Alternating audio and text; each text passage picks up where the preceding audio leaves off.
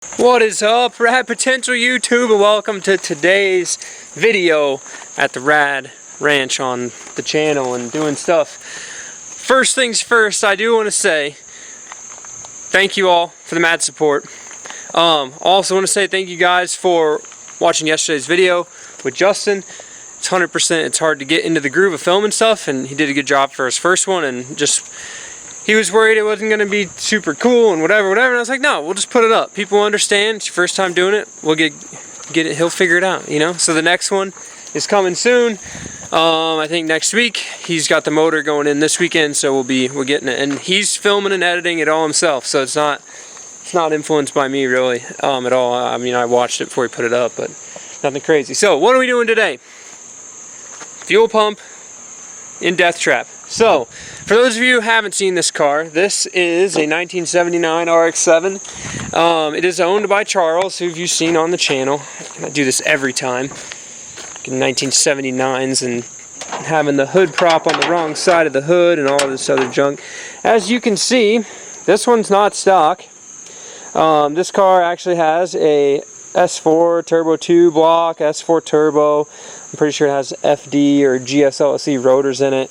You'll see that it does have a rack and pinion conversion. So for those of you who commented on the last video, one of the awesome things about having super cool car friends is that when they have super cool parts that are really rare and hard to get, and I'm trying to do some cool R&D for these things, that we can do some customing off of this. So that is it's like a modified stock crossmember kind of sorta.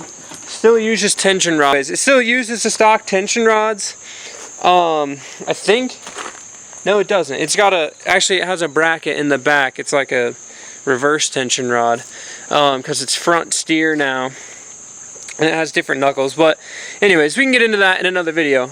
The reason this car came here in the first place was because it wasn't getting very good fuel economy, and I've got the sciencey sort of stuff, enough knowledge to pull some fuel out in the Haltech. And when we took it for a drive to pull some fuel out, it was already pulling all the fuel out, so it was running really lean on the top end as soon as you would get into boost. The car was running super lean as soon as you tip into boost, and it was losing fuel pressure. So what do we attribute to? I think we got some junk in the pump. Charles took the pump, cleaned it all out, got it ready to go. It's pumping good, so we're gonna pop this thing back in here today. Hopefully take it for a rip if the rain holds off, and we'll see if it fixes it. Hopefully it's running rich again. We're making good boost, and then I can plug the laptop in and show you DOS tuning and pulling a little bit of fuel out just to try to get that fuel economy better. So it's really nothing there's going to be no like major wide open boost pulls and stuff. We're leaving wide open throttle as it is. I just want to tune the drivability so that way we're not getting like 15 mpg and it might get 20. So let's get to it. This thing, if you didn't notice, this is an external Walbro 255. So it mounts pretty much in the factory fuel pump location. I have a video about Rx7 fuel pumps, be up in the corner, and basically I'm just going to put this one back in there, hook the lines back up. Should fire right up if it doesn't have a dead battery, and then we will be ready to rock.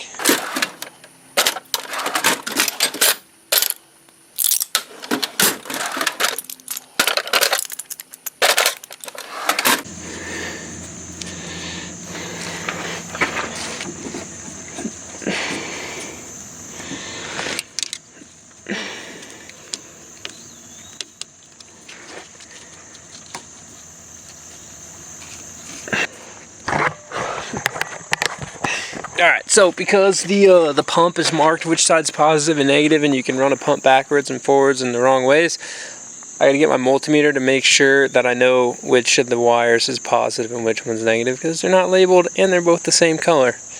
So next time you wire a fuel pump up, make one black and one red so we know which one's which.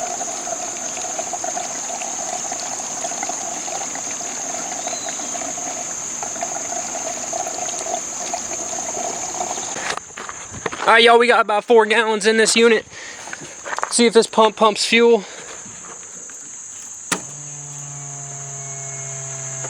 Cycle it a couple times. Oh yeah. That sounds like we're making some fuel pressure.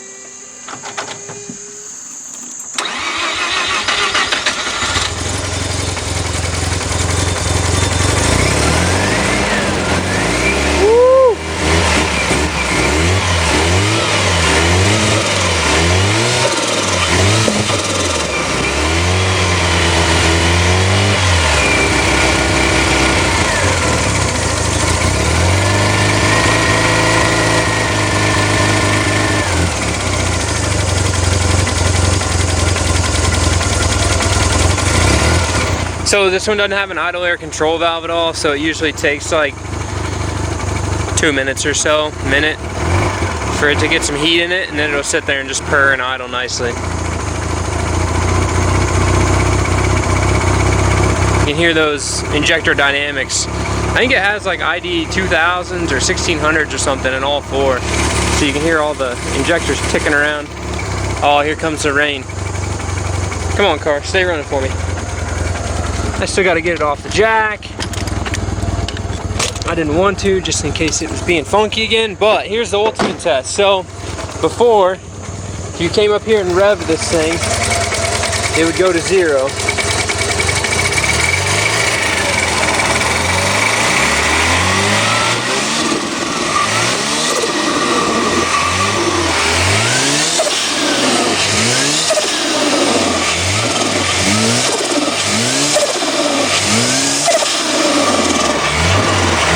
Seems like it's getting mad.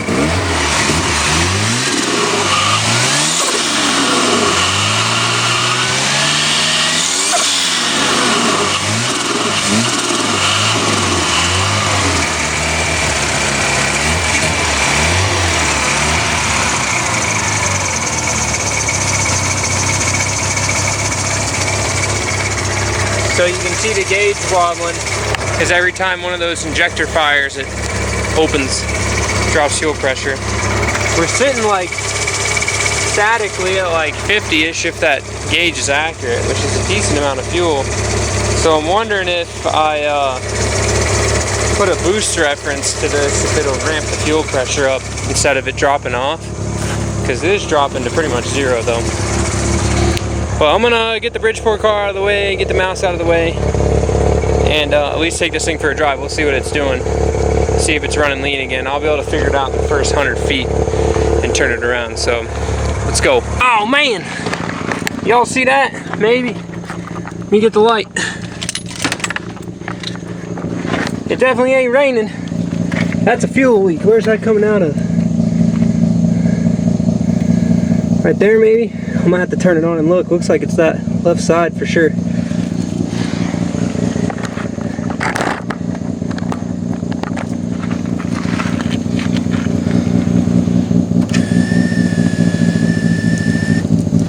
Oh, it's leaking from up in here somewhere. Golly, Jangus. If it ain't one thing, it's another. Let me at least put the hood down. It's starting to rain. We're going to get a little wet here.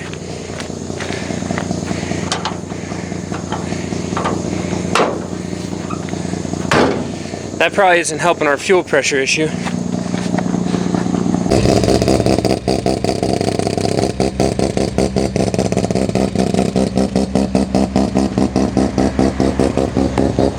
Love the way that Bridgeport sounds. So good.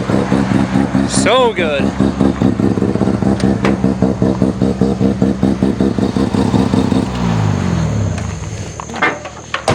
Let's take this turbo car for a rip. Alright, well, it's still running lean. So we literally didn't even make it as far as the black car.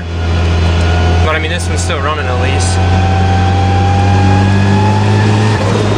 As soon as I get into boost, it jumps past 15. So we are going to turn this unit around real quick right here and head back to the house because we can't be having that.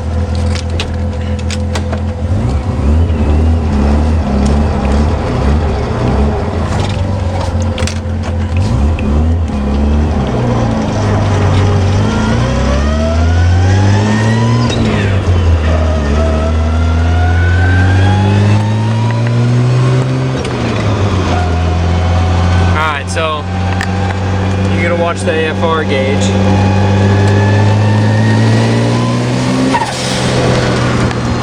See how it's jumping up to 15 pounds. And if I stay in it, it just goes 20 and starts cutting out real bad. So it's not healthy to do that on your engine.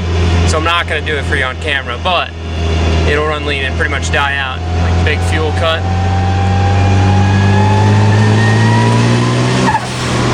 Time wasn't bad. Oh well.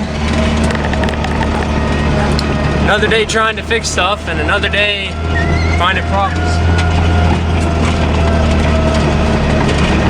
So when I get it back up here, I'm gonna look and see if it's leaking fuel anymore, and we'll see how that goes. All right, my guys, so it's raining. Just got back. Car's not leaking fuel, so it's got to be something. Either the filter's clogged, or the fuel pump's no decent. I'm very hesitant to try to take the filter out and hook it up without the filter because it could have some junk in it and that could just ruin a bunch of stuff clogged up in the line before it. The other thing is I put like 2.5–3 gallons in it, but it is pretty empty, so it could have also sucked some stuff up into the pump again. So like I said just a second ago, I'm going to advise Charles to either get another fuel pump, get another filter, probably both. We'll change them. When we change them, we'll flush the lines, and then the car should be good to rip, and then I can tune the fuel. I did get the Jeep running. It runs flawless now with an O2 sensor swap, and huge shout out to Nick Kuoff for coming out and helping me get that dial. Drove it to work today, drove it home, didn't miss a lick. But it really isn't raining that bad. Silver car's got a battery in it. Should we go do some burnouts and some donuts? I think we're gonna go do some donuts in the silver car. Why not? Silver car runs. Let's go do it.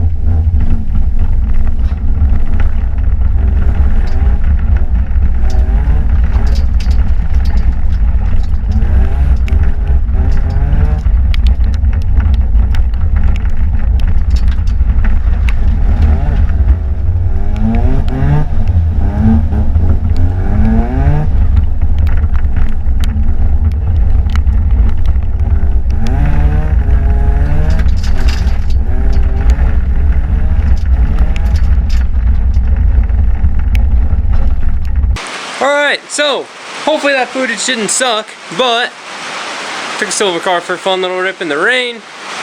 Kind of put a damper on doing a lot of stuff outside, but the things that I need to do tonight aren't really car things. I want to get this bike stuff done, and I need to get all these panels painted white so that way I can put them on the wall next to the Corvette, and then we'll paint a mural on them. Instead of putting like road signs and, you know, shop signs in your basement by your bar or whatever, like why not paint a cool, bright, vibrant colors mural? So, with that, thanks for watching, and we will see you tomorrow with some more rad stuff. Peace. Keep it rad.